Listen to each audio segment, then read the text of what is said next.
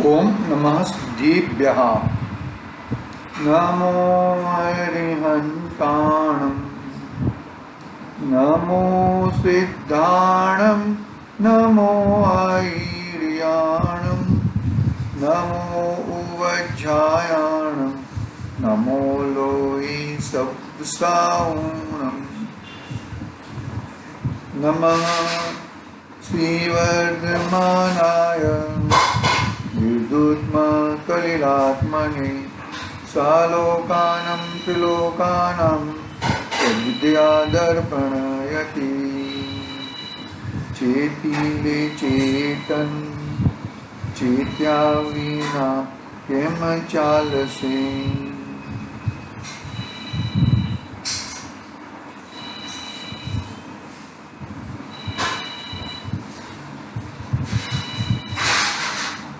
आज श्री रत्नकरण सावकाचार्य नामक महान ग्रंथ है। आचार्य समंतभद्र देव द्वारा रचित महान ग्रंथ अपने सामने विराजमान है। छठा अधिकार चल रहा है अपना, भावना अधिकार। शाम के प्रवचन में बहुत गैप आ जाती है और भी एग्जाम्स वगैरह का थोड़ा रहता है और थोड़े प्रोग्राम रहते हैं, इसके थोड़ी प्रमाद है, समझ लो ऐसा।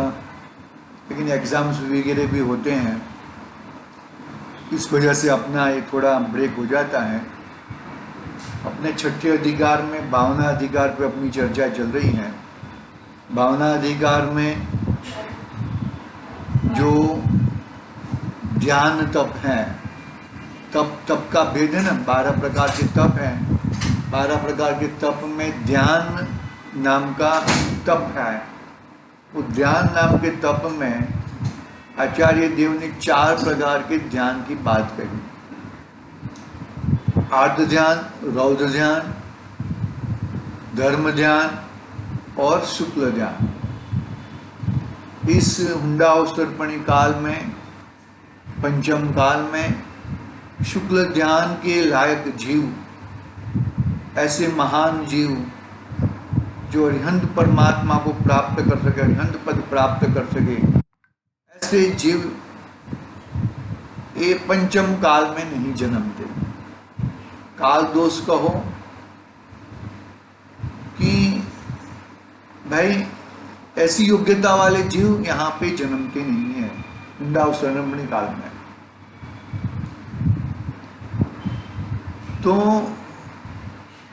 तो भी आर्त ध्यान, हाँ, मैक्सिमम आर्त ध्यान और रौद्र ध्यान वाले ही जीव पैदा होते हैं यहाँ पर। धर्म ध्यान वाले जीव कच्छू करोड़ों में, लाखों में एक आधा जीव। अपनी चर्चा आर्त ध्यान और रौद्र ध्यान की पूरी हो चुकी थी। आर्त ध्यान के भी 4 भेद हैं, रौद्र ध्यान के भी 4 भेद हैं। इष्ट संयोगज, इष्ट वियोगज, अनिष्ट संयोगज, रोग जनित और निदान जनित, ऐसा करके 4 आर्त ध्यान के भेद हैं और 4 रौद्र ध्यान के भेद हैं। हिंसानंदी, पचौर्यनंदी, परिग्रहनंदी और असत्य नंदी। सत्य नहीं बोलना, असत्य बोलना और आनंद मानना। जो उसके वर्ड है मस्ते और झूठ का जो भी है वो वर्ड है अंदर, ठीक है। उसके बाद रौद्र ध्यान के बाद धर्म ध्यान की चर्चा की। लेकिन पक्का यह जीव पुरुषार्थ के द्वारा धर्म ध्यान कर सकता है। धर्म ध्यान में पढ़ते हैं, हम थोड़ा रिवीजन कर लेते हैं, कि कोशिश करेंगे कि अपना एक ब्रेक ना हो जाए, अपना कंटिन्यूटी चले, क्योंकि बहुत दिन हो जाते हैं ना, फिर वो विषय भी छूट जाता है, विषय भी याद नहीं रहता, इसके लिए। और बाकी सब सुनने वालों को भी थोड़ा प्रॉब्लम हो सकता है, ठीक है। धर्म ध्यान पंचम काल में ये धर्म ध्यान होना पॉसिबल है। धर्म ध्यान पॉसिबिलिटीज हैं। शुक्ल ध्यान की योग्यता वाले जीव यहाँ पे ऐसे महान जीव पंचम काल में जन्मते नहीं हैं। और बचे क्या फिर? आर्त ध्यान और रौद्र ध्यान बचा। तो मुख्यपणे जीव आर्त ध्यान और रौद्र ध्यान ही में रहते हैं, ऐसा समझ के चलो। संसार मार्ग है वो, कषाय मार्ग है, दुख का मार्ग है। धर्म ध्यान सुख की शुरुआत है, और सुख की पूर्णता शुक्ल ध्यान के, चारों प्रकार के शुक्ल ध्यान की पूर्णता में शुक्ल ध्यान की सुख, वही धर्म ध्यान का फल कहूँ। शुक्ल ध्यान से सुख की पूर्णता, सुख की शुरुआत और सुख की पूर्णता। पूर्णता यानी कि सुख पूर्ण हो गया नहीं, पूर्ण सुख। इतना भी दुख नहीं, अरे दुख का कण तो है, तो दुख का दुख हो ना। जो जीव अपने स्वभाव में आ जाता है, जो जीव अपनी वस्तु में आ जाता है, उसको दुख का का, उसको दुख कुछ रहता नहीं है। देखो, धर्म ध्यान और उसके भेद की बात कर रहे हैं हम लोग यहाँ पर। हमने पढ़ा था, थोड़ा रिवीजन कर लेते हैं। जो धर्म ध्यानी जीव है ना, वो खोटे स्थान में जाता ही नहीं है, क्योंकि खोटे स्थान में जाके खोटे परिणाम करने पड़ते हैं।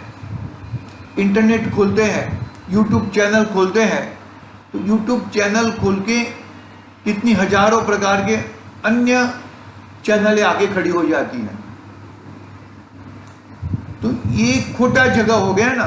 यूट्यूब पे कोई प्रॉब्लम नहीं है, लेकिन यूट्यूब पे एक चैनल देखने के लिए दूसरी हजारों चैनलों को देखना पड़ता है, तो देखने का भाव आ जाता है, तो गलत जगह पे चला गया जी। तो खोटे जगह पे जाता है तो खोटा परिणाम होता है।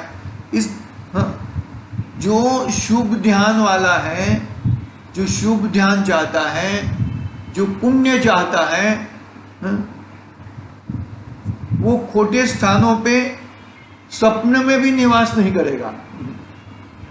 समझ में? सपने में भी वो वहां पे जाने का मतलब वो जाने का विचार नहीं आएगा उसको। यदि सपना आ गया तो जागृत हो जाएगा वो। ऐसे खोटे स्थान पे जाता नहीं, मतलब खोटे स्थान पे जाने का विचार भी नहीं करता। धर्म ध्यान में स्थान की शुद्धता, आसन की दृढ़ता प्रधान कारण है। स्थान की मतलब क्या होता है कि मानो कि धर्म ध्यान उसने शुरुआत की, और कोई भी देखो, धर्म ध्यान की शुरुआत हो गई और धर्म उसको अच्छा लगा, तो बाहर में क्या कुछ भी रहने दो, कोई प्रॉब्लम नहीं है। लेकिन ये जीव धर्म ध्यान में लगने की शुरुआत कर रहा है, तो उसको बाह्य अनुकूलता बरोबर अच्छी मिलनी चाहिए, अच्छी देनी चाहिए, ऐसा पुरुषार्थ होना चाहिए। नहीं तो उसको वो डगमगा जाएगा। अरे ऐसी परिस्थिति है, मुझे तो वहाँ पर बहुत अच्छा मिल रहा है, तो वहाँ पर तो एसी है, वहाँ पर तो पंखे हैं, वहाँ पर तो बहुत पलंग है, वहाँ पे तो मच्छर नहीं है, यहाँ पर तो कितना कितना गंदा है, ऐसी रूमों में कैसे रहेंगे?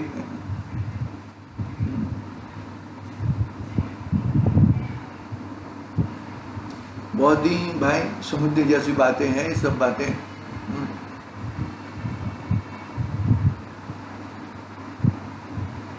हाँ,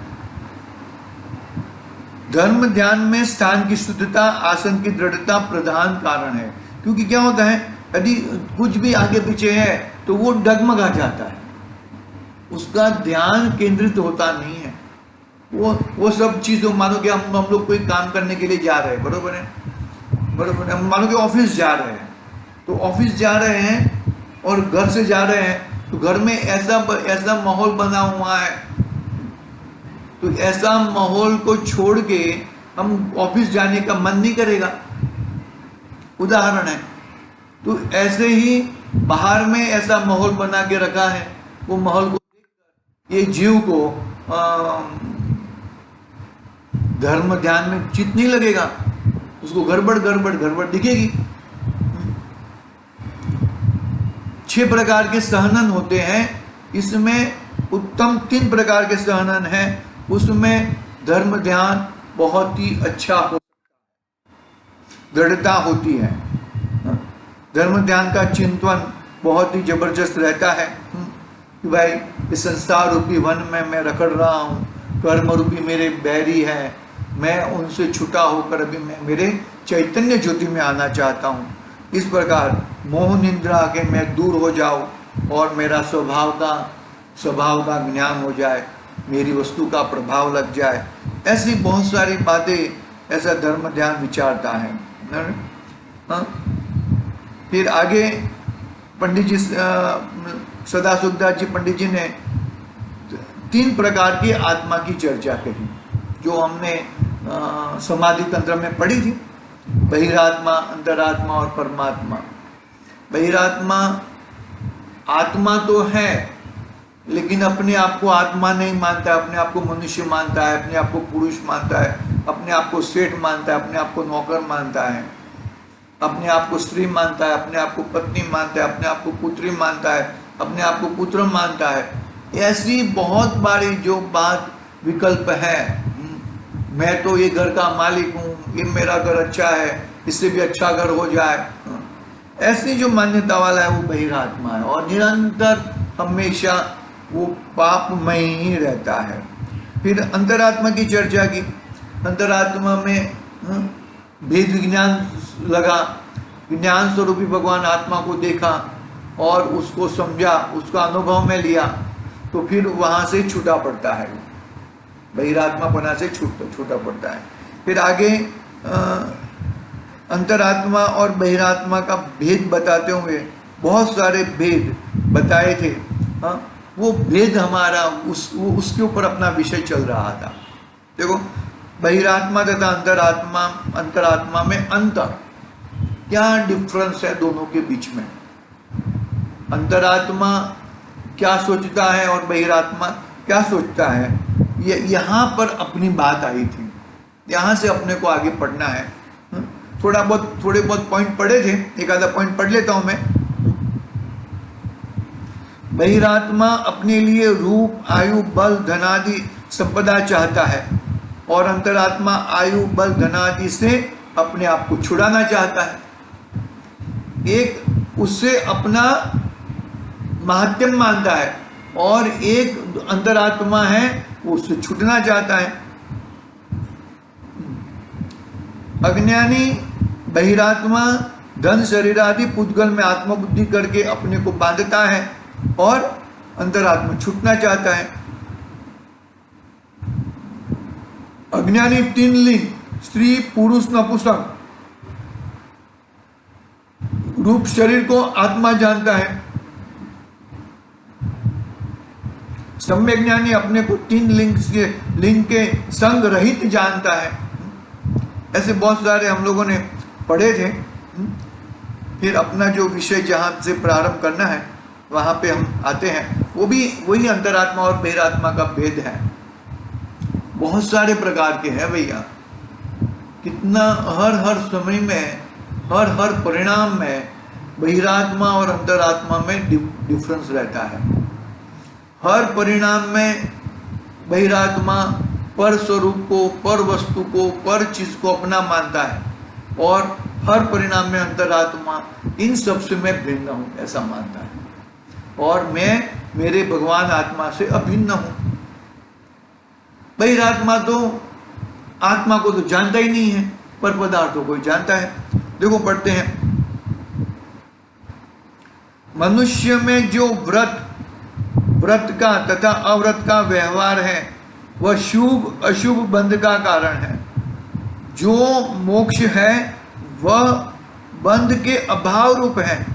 इसलिए जो व्रतादि क्रियाएं हैं वे भी पूर्व अवस्था में हैं। प्रथम असंयम भाव को छोड़कर संयम भाव ग्रहण करना।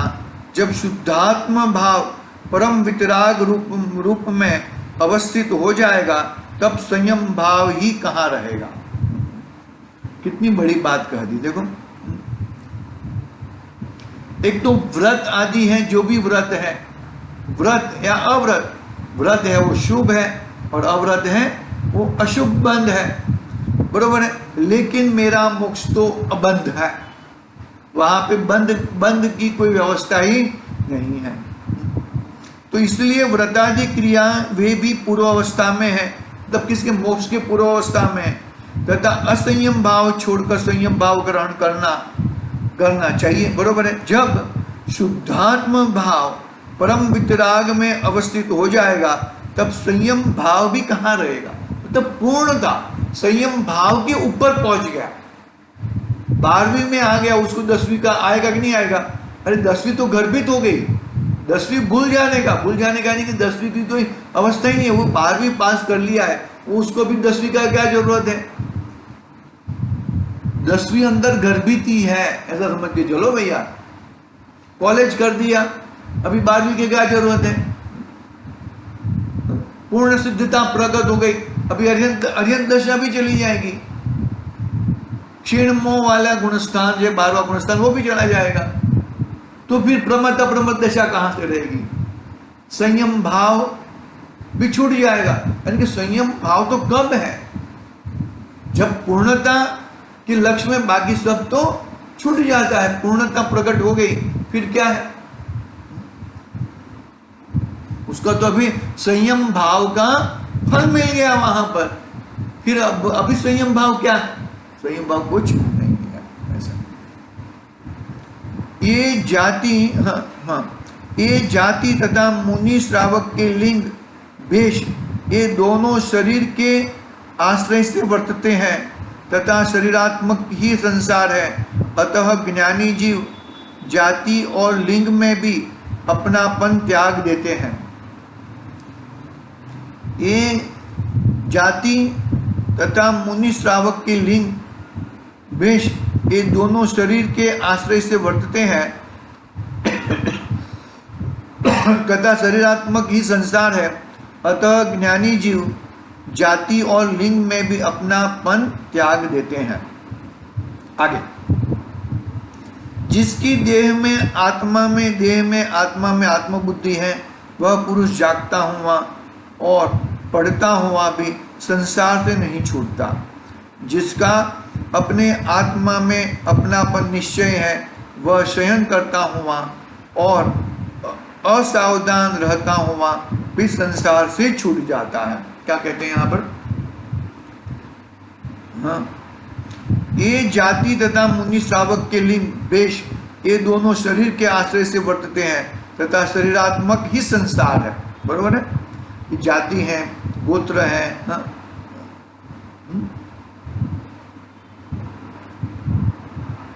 जाति किसकी होती है? मम्मी की होती है, मतलब माँ की साइड की होती है, और गोत्र पिताजी का रहता है, पिता की साइड का रहता है। तो ये जो शरीर है उस शरीर के माता पिता है। आत्मा के माता पिता तो आत्मा तो स्वयं है, बुद्ध है, उसके तो कुछ होते ही नहीं है भैया। तो ये क्या हुआ? ये ज्ञानी जीव जाति और लिंग में अपनापन त्याग देता है और अज्ञानी जीव जाति और लिंग में ही वो रहता है, शरीर ही अपना है। जिसकी देह में आत्मा में बुद्धि है वह पुरुष जागता हुआ पढ़ता हुआ भी संसार से नहीं छूटता, और जिसका अपने आत्मा में अपनापन निश्चय है वह शयन करता हुआ और असावधान रहता हुआ भी संसार से छूट जाता है।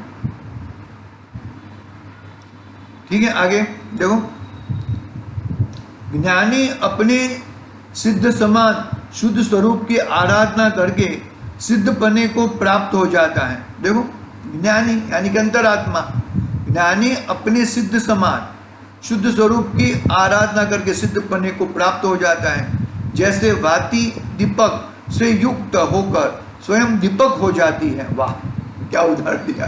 वाती यानी कि जो दिवेट रहते हैं, दिवेट, वो दीपक के साथ युक्त होकर एक में होकर वो स्वयं दीपक हो जाती है।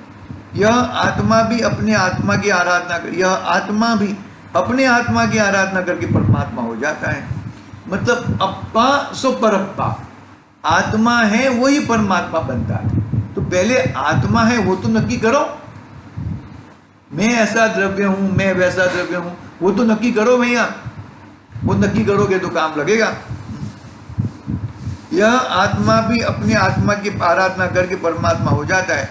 वैसे वृक्ष आप ही घिसकर अग्नि हो जाता है, वैसे आत्मा भी परमात्मा से जुड़कर स्वयं सिद्ध बन जाता है।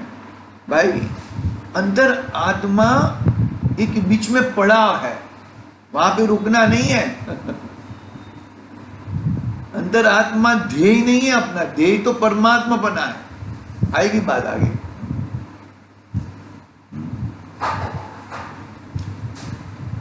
जैसे किसी ने सपने में अपना नाश देखा तो जागने पर उसका नाश तो नहीं हुआ, उसी प्रकार जागते हुए भी जो भ्रम से अपना नाश मानता है उसका वास्तव में तो नाश नहीं होता, किंतु जो पर्याय उत्पन्न हुई है वह नष्ट हुए बिना नहीं रहती। आत्म स्वरूप का अनुभव किए बिना शरीर को ही आत्मा रूप अनुभव करने वाला अनेक शास्त्र पढ़ता हुआ भी संसार से नहीं छूटेगा, किंतु अपने स्वरूप में अपना अनुभव करने वाला शास्त्र अभ्यास रहित भी संसार से छूट जाएगा। आत्म स्वरूप का अनुभव किए बिना शरीर को ही आत्मा रूप अनुभव करने वाला अनेक शास्त्र पढ़ता हुआ भी संसार से नहीं छूटता। बहुत पढ़ाई कर लो लेकिन भाव भाषण नहीं होएगा, प्रयोजनभूत वस्तु अपने पास नहीं आएगी, तब तक तुम्हारा कुछ कल्याण नहीं होएगा। अभ्यास किया, मानोगे जो है कमाने के लिए पढ़ाई की, पढ़ाई भरपूर कर ली, अभी कमाने के बाद छोड़ दो तो क्या फायदा। पढ़ाई की भाई, इतना पढ़ाई किया, इतना सब कुछ किया, अभी भी पैसा भी कमाना पड़ेगा ना। तो अभी तुमने इतना पढ़ाई किया, इतना शास्त्र की, इतनी शास्त्र पढ़ाई की, और आत्मा को तुम पहचानते ही नहीं हो। आत्मा क्या चीज है, उसका फल तुम्हें मिलता ही नहीं है, तुम्हें फायदा ही नहीं हो रहा है, तो फिर पढ़ के क्या फायदा। ऐसी बातें है भैया। हे ज्ञानी, यह जो सुख अवस्था में ज्ञान हुआ है वह दुख अवस्था आने पर छूट जाएगा, इसलिए दुख अवस्था में, रोग परिचय आदि अवस्था में भी आत्मज्ञान का दृढ़ अभ्यास करो। वाह, देखो ये जो हमें शाब्दिक ज्ञान हुआ है, शाब्दिक ज्ञान, ये सब शाब्दिक ज्ञान है। शाब्दिक ज्ञान है ना, वो एक स्क्रू ढीला हो जाएगा तो ये शाब्दिक ज्ञान चला जाएगा, नहीं वो रहेगा ही नहीं। वो तुम वो स्क्रू को टाइट करने में ही रख जाओगे, और अरे रुको, मेरे को काम बाकी है, मेरे को इतना शरीर में इतना प्रॉब्लम है, कहाँ मंदिर लेके जा रहे हो, कहाँ पे प्रवचन सुना रहे हो, कहाँ पे शास्त्र पढ़ने को कहते हो, ये सब नहीं होएगा। कहाँ है, युवान अवस्था में ही धर्म हो सकता है, बुढ़ापे में धर्म नहीं हो सकता, क्योंकि बुढ़ापे में तीर को साधता है तो 300 टूटती है। एक प्रॉब्लम के पीछे 70 प्रॉब्लम दूसरे खड़े हो जाते हैं। तो वो प्रॉब्लमों को सॉल्व करेगा कि जिनवाणी पढ़ेगा कि वेद विज्ञान करेगा। तो वेद विज्ञान यानी कि धर्म का कार्य युवान अवस्था में ही होता है।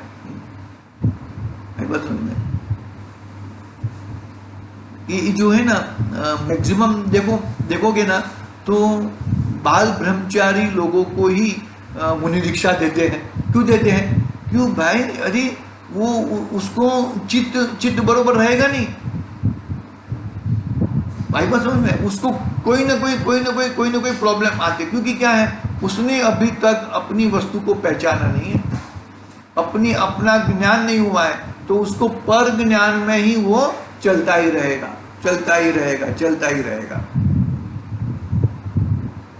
हे ज्ञानी, यह जो सुख अवस्था में हुआ ज्ञान है वह दुख अवस्था आने पर छूट जाएगा, इसलिए दुख अवस्था में, रोग परिचय आदि अवस्था में भी आत्मज्ञान का दृढ़ अभ्यास करो। इस प्रकार चिंतन के प्रभाव से बाह्य शरीर आदि में आत्मबुद्धि रूप जो बहिरात्म बुद्धि है उसे छोड़कर अपने अंतर की आत्मस्वरूप में आप रूप अंतरात्मा को होकर परमात्मा रूप होने का यत्न करो, यत्न करो, पुरुषार्थ करो। मैं पुरुषार्थ से ही मोक्ष की प्राप्ति होती है। आगे है ना बात, पुरुषार्थ के बिगड़ मोक्ष की प्राप्ति नहीं होती। आगे परमात्मा, परमात्मा पद की बात कल करेंगे। फिर उसके भेद है धर्म ध्यान के, फिर मेन प्रकरण धर्म ध्यान का फिर चालू होता है। यहाँ पर सदा सुखदास जी ने अंतरात्मा, बहिरात्मा, अंतरात्मा और परमात्मा की बात कही। अंतरात्मा और बहिरात्मा के बीच में क्या क्या डिफरेंस रहते हैं वो बताया। परमात्मा की बात बाकी है। परमात्मा अर्यंत परमात्मा और सिद्ध परमात्मा, सकल परमात्मा, निकल परमात्मा। मैं परमात्मा हूं एम नक्की कर, मैं परमात्मा हूं एम अनुभव कर, मैं परमात्मा हूं ये निर्णय कर। जो आत्मा है वही परमात्मा बन सकता है। तो आत्मा के गुण क्या है, मतलब वो है ना, आत्मा एक बीज है और परमात्मा एक वृक्ष है। तो बीज है तो वृक्ष हुआ। तुम अपने आप को आत्मा ही नहीं मानोगे तो परमात्मा कैसे होगे भाई? आत्मा का कैसा गुणधर्म है, क्या गुण है, उसका परिणमन कैसा होता है, पूरा लक्ष्य में होना चाहिए, तो ही अपना कल्याण हो सकता है, बाकी कल्याण नहीं हो सकता है। आगे की बात कल करेंगे। आज के लिए ओम नमः सिद्धि व्याह। निज निधि निज में बताई